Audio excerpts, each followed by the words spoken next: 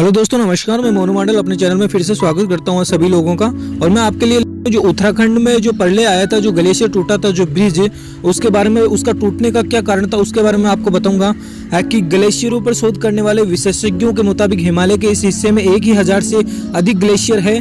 विशेषज्ञों का मानना है कि सबसे प्रबल संभावना यह है कि तापमान बढ़ने की वजह से विशाल हिमखंड टूट गए हैं, जिसकी वजह से उनसे भारी मात्रा में पानी निकला है और इसी वजह से हिमस्खलन हुआ होगा और चट्टान और मिट्टी टूटकर नीचे आई होगी।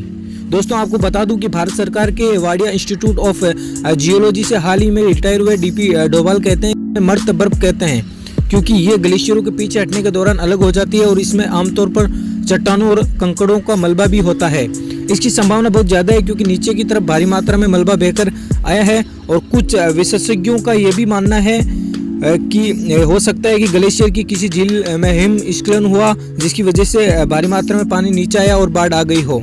और दोस्तों, बता दें कि लेकिन कुछ विशेषज्ञ हैं, उनका ये भी कहना है कि उस क्षेत्र में ऐसी किसी ग्लेशियर झील की होने की जानकारी नहीं है। और डॉक्टर डोभाल जो है वो कहते हैं कि लेकिन इन दिनों ग्लेशियर में झील कितनी जल्दी और कब बन जाए ये भी नहीं कहा जा सकता।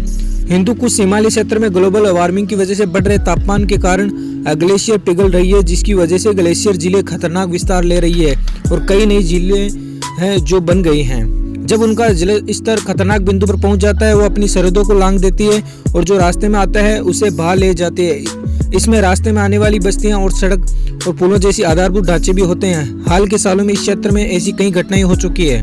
एक संभावना यह भी है कि हिमस्खलन और भूस्खलन होने की वजह से नदी कुछ समय से जाम हो गई होगी।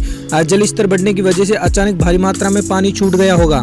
ये दोस्तों, जो ग्लेशियर उत्तराखंड में जो ब्रिज है वो टूटा है, उसके बारे में कि वो किस तरीके से मतलब आया है, क्या कारण हो सकता है, उसके बारे में जो है वो बताया जा रहा है कि हिमालय जो है मानव बस्तियों और पुलों और हाइड्रो पावर प्रोजेक्ट जैसे इंफ्रास्ट्रक्चर को बहा ले जाती है। साल 2013 में जब उत्तराखंड के केदारनाथ और कई अन्य इलाकों में प्रलयकारी बाढ़ आई थी, तब भी कई थ्योरी दी गई थी, मतलब कई बताया था कि डॉक्टर डोभाल कहते हैं कि काफ़ी समय बीतने के बाद हम पुख्ता तौर पर बता सकें कि इस बाढ़ की वजह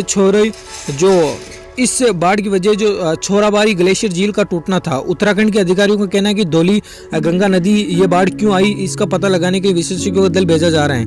तो दोस्तों, बता दूं कि जो ग्लेशियर जो अभी ट्रेंड में चल रहा है, उसके बारे में वीडियो चल रहे हैं, न्यूज़ आ रही है, वो किस कारण आया ये आपको मैंने बताया अभी।